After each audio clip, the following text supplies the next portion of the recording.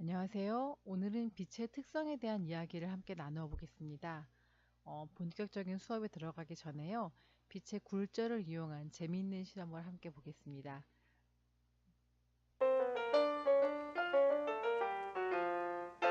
둥근 컵과 종이를 이용한 실험인데요. 컵에 물을 담게 되면 재미있는 현상이 나타나지요.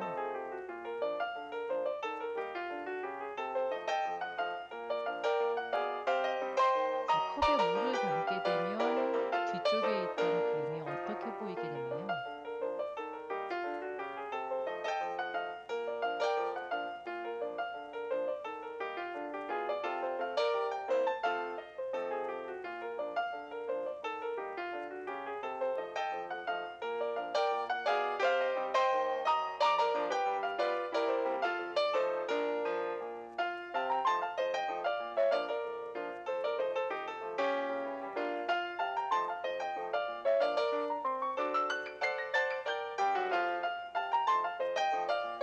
자, 집에서 따라해 보세요.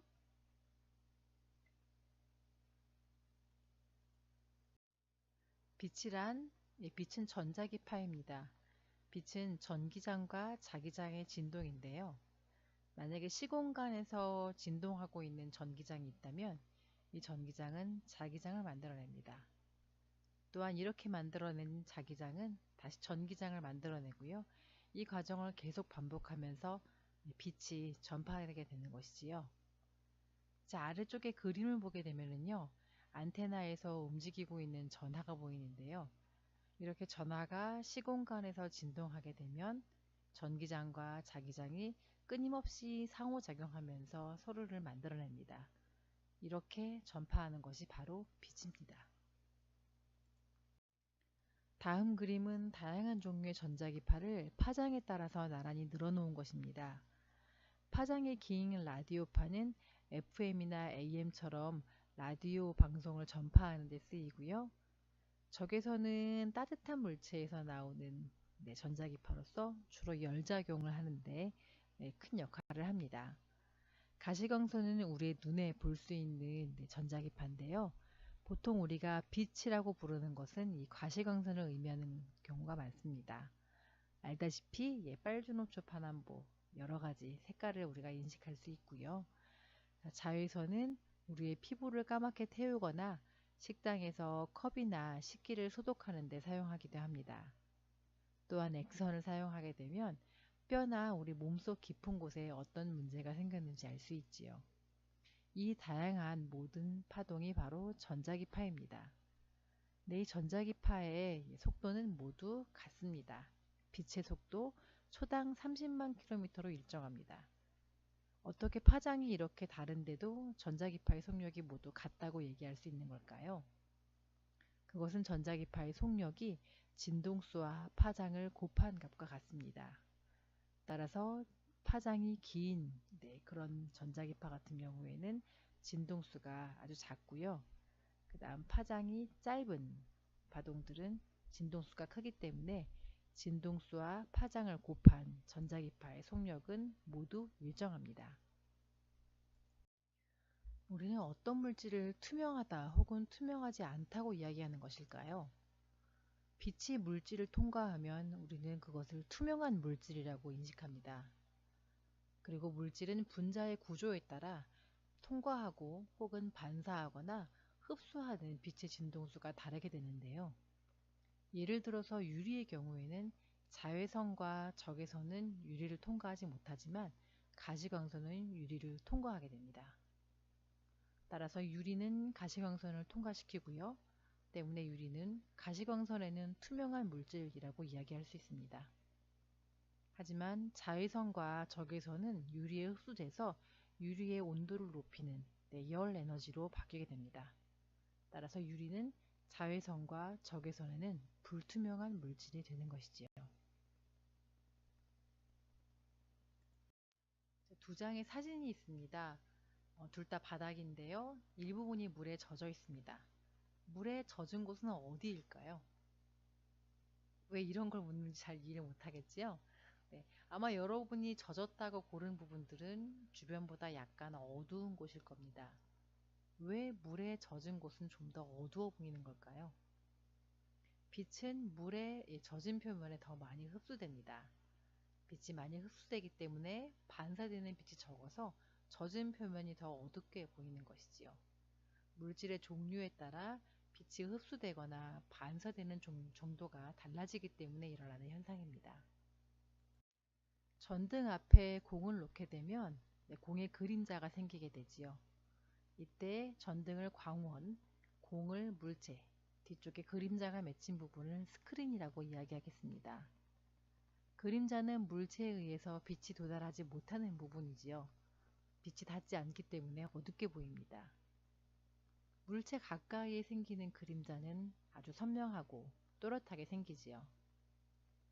위의 그림처럼 광원이 좀 멀리 있거나 광원 자체의 크기가 작을수록 선명하고 또렷한 그림자가 만들어집니다. 하지만 오른쪽 그림처럼 물체를 광원 가까이에 두게 되면요, 그림자 크기가 커지면서 주변이 뿌옇게 흐려지는 것을 볼 수 있습니다. 이때 중심부에 빛이 전혀 도달하지 않은 짙은 부분을 본 그림자라고 이야기하고요. 빛이 부분적으로만 도달하기 때문에 뿌옇게 보이는 부분을 반 그림자라고 얘기합니다.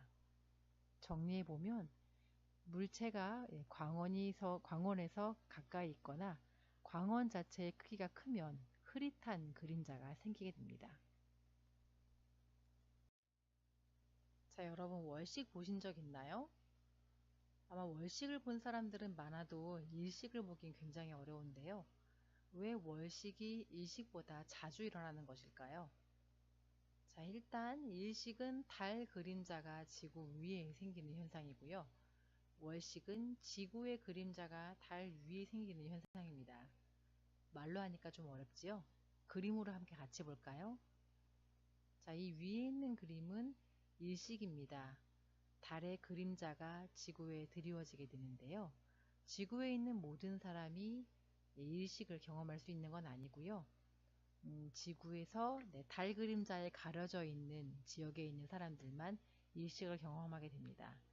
때문에 아주 멋진 일식이 일어날 걸로 예측이 되면 전 세계 천문학자들이 일식이 잘 관측되는 그런 지역으로 여행을 가기도 하지요.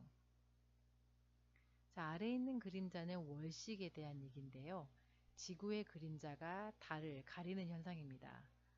지구는 달보다 크기 때문에 지구의 그림자가 달 전체를 다 덮게 됩니다. 따라서 지구에 사는 사람들 중에 밤이기만 하다면 모든 사람이 월식을 볼 수 있는 것이지요. 때문에 월식이 일식보다는 자주 일어나게 됩니다. 우리는 어떻게 빛을 보게 되는 것일까요? 이것은 우리의 눈의 구조입니다. 빛은 우리의 동공을 지나서 각막과 수정체를 지나 망막에 닿게 됩니다. 망막에는 수많은 원뿔세포와 막대세포가 존재하는데요. 우선 막대세포는 긴 막대 모양의 세포인데요. 약한 빛에 반응을 합니다. 그래서 우리가 어두운 밤에도 물체를 인식할 수 있는 것은 이 막대세포 때문이지요. 하지만 이 막대세포는 색을 구별할 수 없습니다. 때문에 어두운 곳에서 보는 물체들은 색깔로 다양하게 인식되는 것이 아니라 흑백 사진처럼 보이게 되는 것입니다. 원뿔세포는 밝은 빛에 반응하고요. 색을 구별할 수 있습니다. 그 이유는 우리 사람에게는 주로 빨강, 파랑, 초록색 빛에 반응하는 원뿔세포가 존재하기 때문입니다. 자, 예를 들어서 빨강, 파랑, 초록색 다양한 빛을 볼 수 있는 사람은요. 무지개를 보게 되면 저렇게 빨주노초파란 다양한 색깔로 보이게 되는데요. 개인 경우에는 개는 주로 파란색과 노란색을 인식하는 원뿔 세포가 발달되어 있다고 해요. 때문에 같은 무지개를 보더라도 붉은색 쪽은 거의 인식할 수가 없습니다. 그래서 우리가 어떤 색깔을 본다라는 건 우리 눈의 구조에 따라서 그렇게 보이는 것이지요. 자, 바로 전에 이야기했다시피 우리 망막에는 빨간색, 파란색, 초록색 주로 이 세 가지 색깔을 구별하는 원뿔 세포가 있습니다. 따라서 이 세 가지 빛만으로 모든 색의 빛을 만들 수 있는데요. 예를 들어 빨간색과 파란색 빛을 합치게 되면 자홍색으로 보이고요. 초록색과 빨간색 빛을 모두 다 섞게 되면 노란색으로 보입니다. 빛은 섞을수록 점점 밝아지는 것이죠. 만약에 파란색과 초록색, 빨간색 빛을 모두 섞게 되면 우리 눈은 그 빛을 흰색으로 인식하게 됩니다. 이런 성질을 이용해서 만든 것이 바로 영상장치지요. 텔레비전이나 우리 핸드폰을 보면 아주 작은 화소들로 이루어져 있는데요. 예를 들어서 노란색 부분을 표시할 때에는 초록색과 빨간색 조명을 켜서 노란 색깔로 표시하게 됩니다. 우리는 물체가 반사한 빛으로 색을 인식하게 됩니다. 흰색 물체는 모든 색깔의 빛을 모두 다 반사하는데요. 눈에 여러 색깔의 빛이 한꺼번에 들어오게 되면 흰색으로 인식하게 되지요. 빨간색 물체는 빨간색 빛만 반사하고 나머지 빛은 흡수합니다. 때문에 우리가 빨간 사과를 보게 되면 사과가 반사한 빨간색 빛만 우리 눈에 들어오기 때문에 빨간색으로 보이게 됩니다. 검은색 물체는 모든 빛을 흡수하는 물체인데요. 우리 눈에 반사되는 빛이 없기 때문에 검은색으로 보이지요. 중력이 아주 커서 빛까지 흡수한다는 블랙홀은 반사하는 빛이 전혀 없기 때문에 우리 눈에 검은 구멍으로 보입니다. 때문에 이름을 블랙홀이라고 지어진 것이지요. 조명이 바뀌면 물체의 색은 어떻게 달라 보이게 될까요? 자, 흰색 조명 아래 빨간색 사과를 두게 되면 빨간색 빛만 반사하기 때문에 빨갛게 보이고요. 초록색 잎사귀는 주로 초록색을 반사하기 때문에 초록색으로 보입니다. 나머지 다른 색깔의 빛은 흡수하는 것이지요. 자, 만약에 빨간색 사과와 초록색 나뭇잎을 빨간색 조명 아래 두면 어떻게 될까요? 빨간색 물체는 여전히 빨간색 빛을 반사하기 때문에 사과는 빨갛게 보입니다. 하지만 초록색 잎사귀는 빨간색은 흡수해버리고 대신 반사할 초록색 빛이 없기 때문에 검은색으로 보이게 되지요. 따라서 물체의 색은 그 물체의 고유한 특징이라기보다는 빛과 물체의 상호작용 때문에 일어나는 현상입니다. 이번 실험은 여러 색깔의 광원을 이용해서 색깔 그림자를 만드는 과정입니다. 자, 우선 파란 빛을 물체에 비춰줄 건데요. 어떤 색깔의 그림자가 나오게 될까요? 네, 검은 그림자가 나왔네요. 색깔 있는 조명 하나만 가지고는 검은 그림자가 나왔는데 두 색깔의 광원을 비춰주니 그림자에 색깔이 있습니다. 다양한 색깔의 그림자가 나왔지요.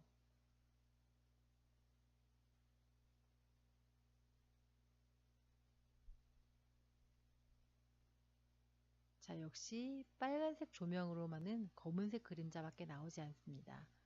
따라서 색깔 그림자를 만들기 위해서는 이 색깔 있는 광원이 여러 개 필요하겠네요. 빛의 반사 현상은 빛이 물질의 표면에 맞은 다음 처음 매질로 되돌아가는 현상을 뜻합니다. 페르마의 최소 시간의 원리로 빛의 반사를 설명해 볼 것인데요. 최소 시간의 원리란 빛이 한 곳에서 다른 곳으로 진행할 때 시간이 가장 적게 걸리는 빠른 경로를 선택한다는 것입니다. 자, 여기 거울과 같은 반사면이 있고요. 빛이 A에서 B로 진행할 것입니다. A에서 B로 갈 때 가장 빠른 경로는 A와 B를 잇는 직선 경로지만 반사면을 거쳐야 된다면 얘기가 좀 복잡해지지요. 생각을 좀 편하게 하기 위해서 점 B와 반사면에 대해서 대칭인 B' 점을 생각해 보겠습니다. A에서 B'까지 가는 가장 빠른 길은 역시 직선 경로지요. 하지만 실제로 빛은 반사면에 의해서 반사되기 때문에 실제로 빛이 진행하는 경로는 C점을 지나서 B로 저렇게 가게 됩니다. 그래서 A와 빛은 A에서 C를 지나 B로 가게 되는 것이지요. 자, 이때 빛의 각도를 다 표현해 보게 되면요. 반사면을 중심으로 반사면의 직각인 법선을 그렸을 때 입사한 빛과 반사한 빛의 각도는 서로 같습니다. 다시 말해 입사각과 반사각이 항상 같게 반사되게 됩니다. 굴절은 빛이 한 매질에서 다른 매질로 비스듬하게 진행할 때 진행 경로가 꺾이는 현상입니다. 빛이 공기 중에서 물로 진행할 때 진행 경로가 어떻게 되는지 한번 살펴볼까요? 자, 레이저를 이용해 볼 건데요. 빛이 공기 중에서 물로 진행하게 될 때 일부분의 빛은 반사해서 공기 중으로 들어가지만 나머지 빛은 물로 진행하게 되는데요. 이때 직진하지 않고 꺾이는 현상을 볼 수 있습니다. 이 현상을 빛의 굴절이라고 합니다. 빛이 반사할 때와 마찬가지로 굴절할 때에도 가장 빠른 경로로 진행하게 됩니다. 아래 그림처럼 빛이 공기에서 물로 진행하게 될 때 어떤 경로로 진행해야 빠르게 이동할 수 있을까요? 빛은 공기에서 물속으로 들어갈 때 느려지게 됩니다. 어떤 경로로 빛이 이동하게 될까요?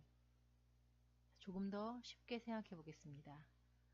공기를 모래사장, 물을 바다로 바꿔놓고 생각해 보겠습니다. 자, 바다에 빠진 사람을 구하러 가려면요, 어떤 경로로 이동해야 될까요? 간단하게 생각해보면 직선 경로인 3번이 가장 빠를 것 같지만 사람은 모래사장에서 뛰는 것이 바다에서 수영하는 것보다 좀 더 빠릅니다.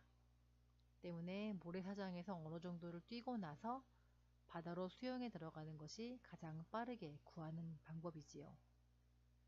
하지만 4번보다 5번 경로를 택하게 되면 5번은 4번보다는 좀 더 먼 거리를 이동하게 되기 때문에 좀 더 느려집니다.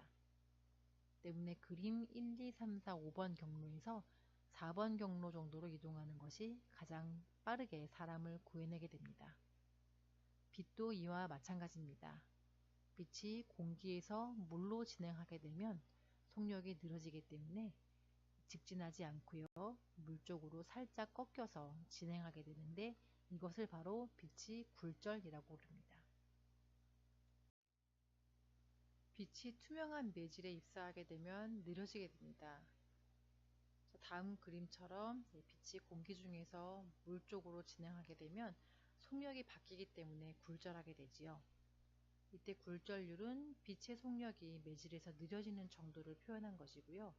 수식으로 표현하면 굴절률은 매질에서의 빛의 속도분의 진공에서의 빛의 속도를 구합니다. 빛은 진공에서 가장 빠르기 때문에 굴절률은 항상 1과 같거나 1보다 큰 값이 되지요.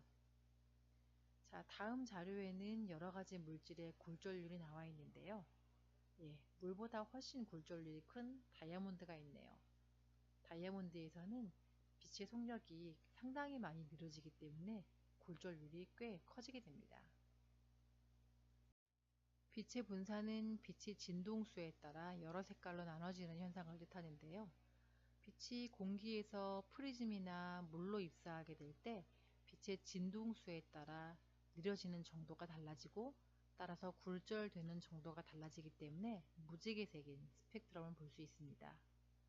자, 빛이 프리즘을 통과하게 되면 색깔에 따라서 굴절되는 정도가 달라지기 때문에 여러 색깔로 나눠지게 되는 것이지요. 이것을 바로 빛의 분산이라고 부릅니다. 비가 오고 난 다음에 보게 되는 무지개도 물방울에 태양빛이 입사하면서 굴절하게 돼서 색깔에 따라 나눠지는 현상입니다. 자, 빛에 대해서 배운 내용을 한번 정리해 볼까요? 빛은 전기장과 자기장이 서로를 만들어내면서 상호작용해서 만들어지는 전자기파입니다. 빛이 물질을 통과하게 되면 투명한 물질로 인식할 수 있게 되고요. 물질을 이루는 분자 구조에 따라서 빛이 통과하거나 반사하거나 흡수하는 정도가 달라지게 됩니다. 그림자는 물체에 의해서 빛이 도달하지 못하는 부분이고요. 빛이 반사하는 현상은 물질의 표면에 맞은 빛이 처음 매질로 되돌아가는 현상입니다. 이때 입사각과 반사각의 관계를 설명할 때는 페르마의 최소 시간의 원리로 설명하게 되는데요. 이것은 빛이 한 곳에서 다른 곳으로 진행할 때 시간이 가장 적게 걸리는 빠른 경로를 선택한다는 것입니다. 빛의 굴절은 빛이 한 매질에서 다음 매질로, 서로 종류가 다른 매질로 진행할 때 진행 경로가 꺾이는 현상인데요. 빛이 공기 중에서 물속으로 들어갈 때 진행 경로가 꺾이는 현상이 바로 빛이 굴절하는 것입니다. 빛의 분산은 빛의 진동수에 따라서 여러 색깔로 나눠지는 현상인데요. 빛이 프리즘을 통과할 때 색깔에 따라서 굴절하는 정도가 달라지기 때문에 흰색 빛이 프리즘에 들어가게 되면 여러 색깔로 나누어지게 됩니다. 이 현상을 빛의 분산이라고 부릅니다. 자, 그러면 오늘 이만 수업을 마치겠습니다.